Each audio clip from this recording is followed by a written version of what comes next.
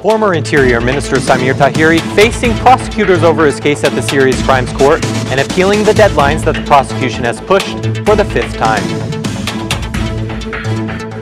The Assembly of Pedagogues at the Faculty of History and Philology declared this week a week of protests. Dean Sabri Lachi stating that from next week on, they will protest 1 day per week. The new Parliament's regulation was voted in by Socialist members without consensus in the Law Committee.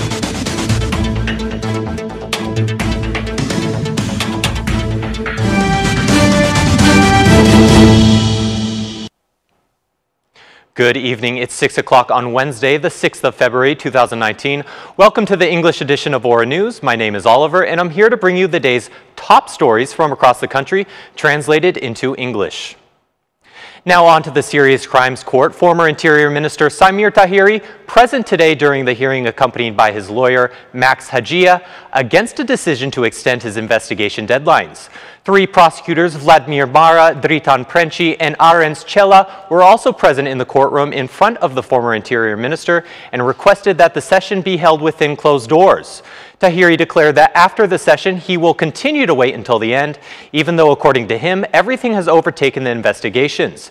Tahiri declared his dissatisfaction with the process's time limit, stating that such an unexplained situation cannot continue any longer and that justice delayed is justice denied. According to Tahiri, if such a situation can happen to him as a former minister, one cannot imagine the things that can happen to thousands of ordinary citizens around the country. When asked if there is an investigative secret, Tahiri responded by stating, "There was no secret, believe me. You have so many messages in your phones from prosecutors that there are no more secrets in this institution. I certainly have those messages and I can make them public, but it doesn't matter." The hearing was postponed because the court sought documents that the prosecutors did not have and left the session for Monday of next week. They prolonged the trial because I'm afraid they don't know how to close this case. The prosecution demanded that the hearing be held within closed doors because of the secrets in Tahiri's file. However, Tahiri himself objected, stating, "There is no secret. I don't understand why the hearing should be held within closed doors." The court decided to accept the prosecution's request. After hearing both parties, and on January 17th, the prosecution postponed the investigative deadlines, according to them, for the last time, for the timetable expiring on the 17th of April. At that time, the prosecution then decides whether or not to bring the case to court or require further investigative extensions.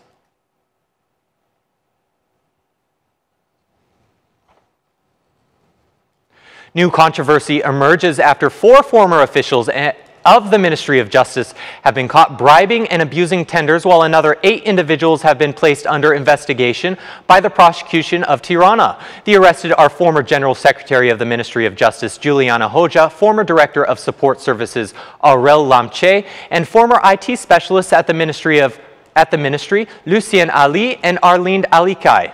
We have now learned that this arrest was made after an investigation by the Tirana prosecution regarding the tendering procedures in this institution during the period of 2016 and 2017.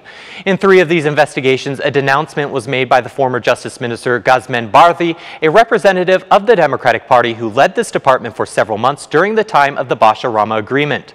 The violations were first evidenced by the Ministry of Justice's inspection team and later by the inspection team of the Ministry of Finance. The investigations have highlighted and recorded violations associated with major consequences to the state budget and has shown that many of the procurement procedures in large part are non-functional. Because of this, measures were given to the former Secretary General of the Ministry of Justice and the Director of Support Services, as well as to IT specialists. Recent investigations have focused on public officials who have been part of procurement units, commissions for verification bids, and oversight commissions for contract enforcement.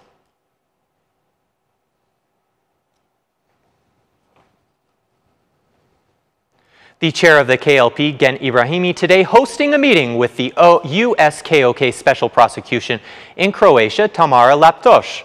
Council Chair Ibrahimi praising the experience of the Croatian prosecutor and welcoming the support in the Council's activities. He stated, "Practice in other countries such as Croatia serves as a reference point for the functioning of the new justice institutions in Albania," pointing out further that the establishment of SPOC, according to international standards, is a priority of the KLP. Meanwhile, the Croatian prosecutor stated that the quality selection process of SPOC is the foundation of impartiality and integrity. According to the former Croatian chief prosecutor, SPOC should support its work on proactive measures. Meanwhile, the High Council of Prosecution made it known today that it has registered 13 applications submitted by prosecutors to be part of SPOC, including prosecutor Dirina Beko in Pogradec and Vat Strykane in Shkodër. As of today, the list of number of candidates for SPOC is now completed. However, the KLP, in an announcement, notes that it has postponed the deadline for applications until the 21st of February, but invites anyone who seeks a position to apply.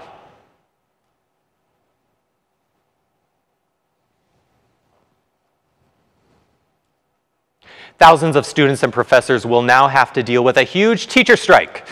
Today, the Assembly of Pedagogues in Tirana taking the decision to attend the protest at universities. The Dean of the Faculty of Philology, Saimir Tahiri At, clarifying that starting next week, there will be unlimited protests until a solution for respecting university autonomy is found. Tahiri stated, "The Assembly of Pedagogues has been called over the situation created in the Faculty of History and Philology and generally in all the public institutions of higher education in Albania. Everyone had a problem as to how to get out of this protest, asking, how will the professors and leading institutions react? It was discussed for almost an hour and a half, and a number of proposals were mentioned, but today the Assembly was unanimous in its decision-making. It was decided that this week protests among the academic staff of history and philology will begin indefinitely for at least one day per week. The purpose of this protest will be to raise awareness of the wide-ranging problems affecting higher education in Albania. Everyone is preoccupied in searching for a solution. We expect solutions from the government and express our commitment to solving all the problems that we find in our path. This week is a week of protests in the faculty and courtyard facilities of this institution. Everyone will be there at the institution, but we will not be attending lessons. We will continue this protest for the upcoming weeks until we find answers to the problems we have raised regarding university autonomy, respect for academic freedoms, and respect for the university. We have noticed that there is no predisposition expressed by our governing institutions to intervene for fundamental changes in the law on higher education.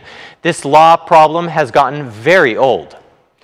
Saimir Tahiri concluded by stating, "After 4 years, it turns out that all the problems we thought the law would create from the very beginning turns out to be true."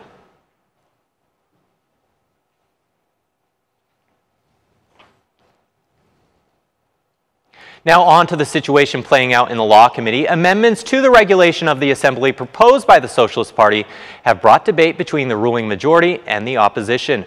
The Democratic Party strongly insisting that this must be handled under the competencies of the Council of Rules, Mandates, and Immunities, refusing the opposition's request to pass the process of amending the regulation on the mandates to the Council of Assembly. The MPs of the majority voted in principle on the rules of the Assembly in the new proposed amendments. According to DP MP Enkelade Ali Bey, the will for consensus among majority members does not exist.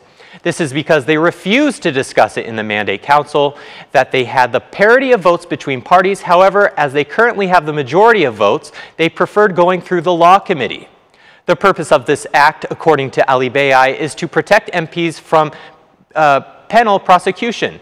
In his first speech at the committee after leaving his post of minister, Fatmir Jafai asked the parliament to inspect the role of the deputy.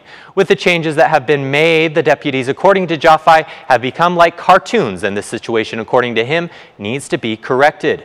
It is not positive that from the year 2005 to 2017, the regulation has been changed 8 times. I appreciate the work of Vasilika Husi on the material presented for the regulation. I agree that it should be a consensual process. The proposal should bring about a sustainable project. The regulation and the changes do not focus on the role of MPs. What would I like to see in these changes would be the role of the MO in the legislative process and working on behalf of the voter. Even though their votes have already been casted, the Socialist MPs have said they will not go to the parliament without the opposition's consensus.